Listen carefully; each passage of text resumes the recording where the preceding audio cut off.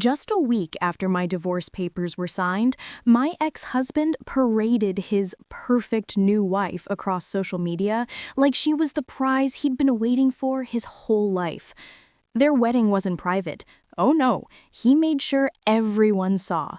The Instagram reels, the drone shots of their beach vows, the cheesy TikTok lip syncs about soulmates.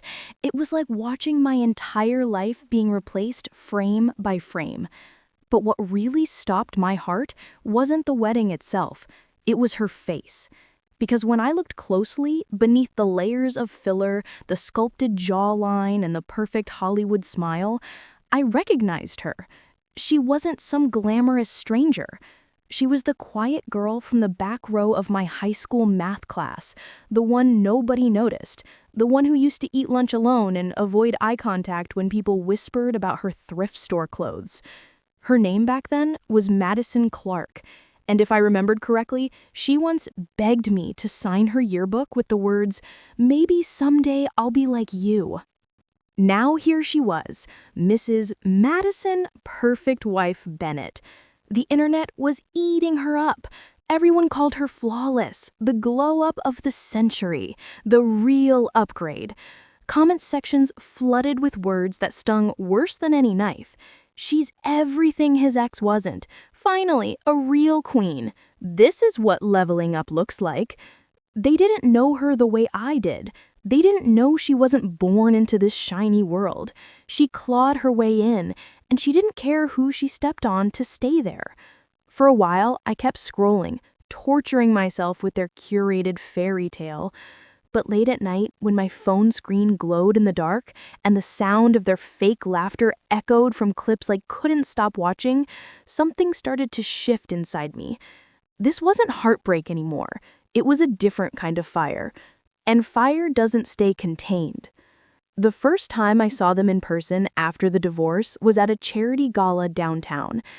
I almost didn't go. I didn't want to face the pitying stares, the whispers of, "That's his ex." But then something in me snapped. Why should I hide? Why should I let them own the narrative?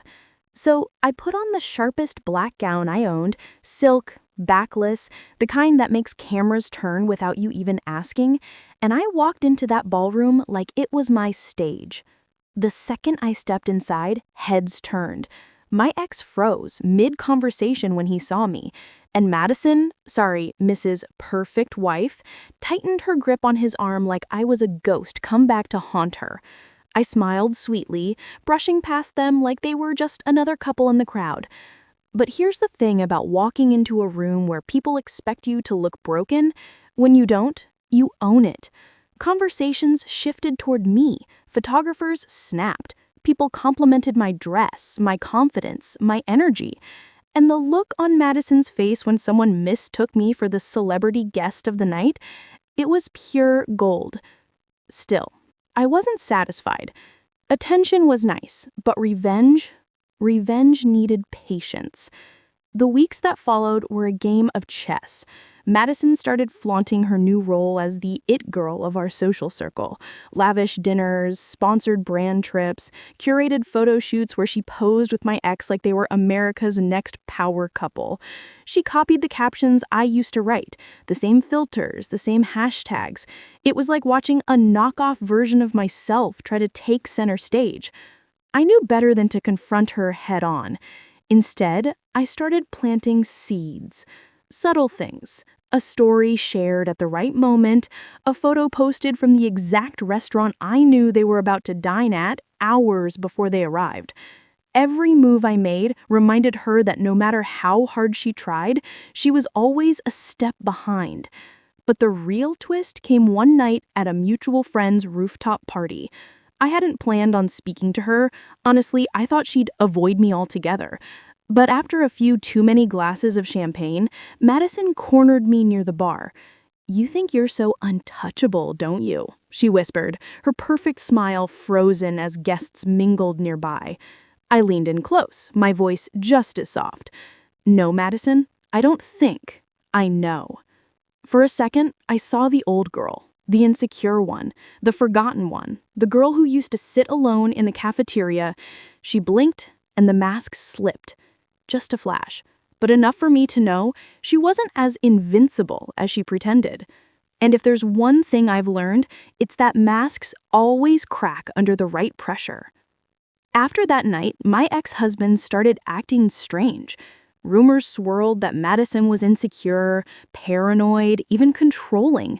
Paparazzi photos caught them mid-argument, and the comments that once praised her perfection turned into questions. Why does she look so stressed? Are they already fighting? I didn't need to say a word. She was unraveling on her own. But I wasn't done, not even close. The first real opening came when I stumbled across something I wasn't supposed to see. A message, hidden in a group chat I'd been left in by mistake. Madison bragging about how she'd manifested this life, how she'd always envied me in high school, and marrying my husband was her way of winning. I laughed when I read it, but my hands shook too. Not from fear, from excitement, because suddenly I had exactly what I needed. Her confession in her own words. Do you know what happens when you dangle the truth just high enough for the world to see? People jump, they dig, they speculate.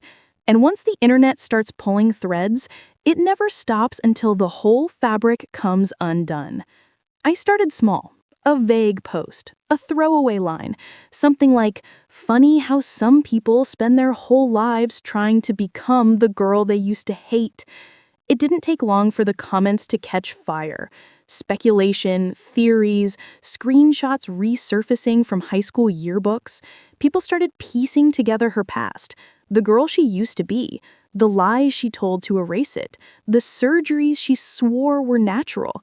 And just like that, the cracks widened. The night it all exploded, I wasn't even there. I didn't have to be. It was their anniversary dinner at a 5-star restaurant, paparazzi waiting outside, Madison dripping in diamonds. And then, bam, a stranger at the bar recognized her, called her by her old name, loud enough for everyone to hear. Madison Clark. Her face went pale, like the mask had been ripped off in front of the whole world. Cameras caught every second. The girl who spent years rewriting her story suddenly couldn't escape it. And when the footage hit the internet, the hashtags shifted overnight. No more perfect wife. Now it was hashtag Madison Clark exposed. I watched it all unfold from my couch, glass of wine in hand, heart steady for the first time in months. But I wasn't celebrating. Not yet. Because this wasn't the finale, this was just the cliffhanger. And if Madison thought being unmasked was the worst thing that could happen to her, she had no idea what Act 2 would bring. The night Madison Clark's old identity went viral, I thought she'd retreat, lick her wounds, and maybe disappear from the spotlight for a while. But that's the thing about people who build their entire lives on performance. They don't know how to quit the stage, even when the audience starts booing. Instead, Madison doubled down. She posted Instagram stories of herself laughing, sipping champagne, claiming she wasn't bothered by the lies. She tweeted quotes about resilience, about haters being proof of success. But her eyes in those clips told a different story. Red-rimmed, desperate, darting off screen like she was waiting for the ground to collapse beneath her stilettos. And collapse it did.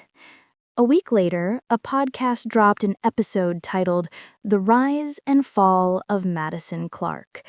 They dissected her surgeries, her high school history, her marriage to my ex-husband, and every trace of the person she used to be that she tried to bury. Old classmates chimed in, ex-boyfriends, even a teacher. The internet doesn't just pull threads, it weaves them into a noose. My ex tried to save her, of course. He made long-winded posts about loving her for who she is, no matter the past. He posed for staged pap shots where he held her hand like a knight defending his queen. But love isn't enough when the brand deals stop calling, when the invitations dry up, when you're no longer an asset, but a liability. That's when I made my move. It started innocently, an invitation to a charity gala I knew they'd attend. I wore red this time. Not just red, fire engine, slit to the hip, impossible to ignore red. The kind of red that makes headlines the next morning. When I walked in, the cameras didn't just flash, they exploded. For the second time, her night became mine without me lifting a finger. But this time, I didn't just want to outshine her. I wanted to end her. So I started talking, not loudly, not publicly, just quiet conversations with the right people. Producers, influencers, journalists who owed me favors. I never said, destroy her. I only said, be careful. And careful is the deadliest word in Hollywood. It makes people second guess, hesitate, step back. By the time Madison realized what was happening, the machine had already turned against her. A sponsorship pulled out of her deal at the last second. A magazine feature got scrapped, and whispers followed her wherever she went. She's unstable. She's difficult. She's fake. She tried to fight back. At a launch party, she cornered me again, mascara smudged, voice trembling. "You're doing this. You're ruining everything for me." I swirled my champagne, meeting her eyes with a smile that didn't reach mine. "Sweetheart, you're doing that all by yourself.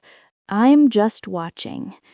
Her hands shook so badly she nearly dropped her glass. For a moment, I almost felt pity. Almost. The final nail came 2 months later. My ex hosted a birthday bash for her, desperate to prove they were still the golden couple. They rented out an entire rooftop, hired a celebrity DJ, invited everyone who mattered. But someone, I won't say who, leaked the guest list to the press, along with a few choice clips of Madison's high school days. Unedited, raw, the forgotten girl she once was. The internet didn't just eat it up, they feasted. Memes, TikToks, side-by-side comparisons of then versus now. And as those clips spread, so did another rumor, that Madison hadn't just envied me in high school, she had obsessed over me, copied my style, my words, even the way I laughed. By midnight, her party was trending, but not for the reason she wanted. People weren't calling her iconic anymore. They were calling her tragic. And then came the moment I'd been waiting for. She stormed onto the stage, mic in hand, screaming into the crowd that she was real, that she deserved everything she had, that she wasn't living in my shadow. Her voice cracked, her face twisted, and the cameras caught every second. I stood at the edge of the room, watching as the girl who once dreamed to be like me finally broke, trying to prove she wasn't. When she spotted me in the crowd, her eyes went wide, and for a heartbeat, the music seemed to stop. She dropped the mic, stumbled off stage, and vanished into the night. The next morning, headlines called it a meltdown. Brands cut ties. The network canceled her second season before it even aired. And my ex, he looked tired, defeated, like he realized the perfect wife he'd married wasn't a dream, she was a storm. The last time I saw Madison was at another party months later. Only this time, she wasn't the star. She was a shadow by the bar, drink in hand, no cameras pointed her way. She caught my eye and forced a smile, but it was hollow, empty. She knew she lost. And I walked past her like she was nothing, because she was nothing. The spotlight was mine again. And the best part? I never had to scream for it. I let her destroy herself trying to take it. They say revenge is best served cold, but me, I prefer it on a silver platter, under the flash of paparazzi cameras with the whole world watching. And as the cameras lit up my face once more, I realized something Madison never would. You can copy the look, You can copy the style. You can even copy the man. But you can never copy the main character. Because that role, that crown, that spotlight, it was always mine.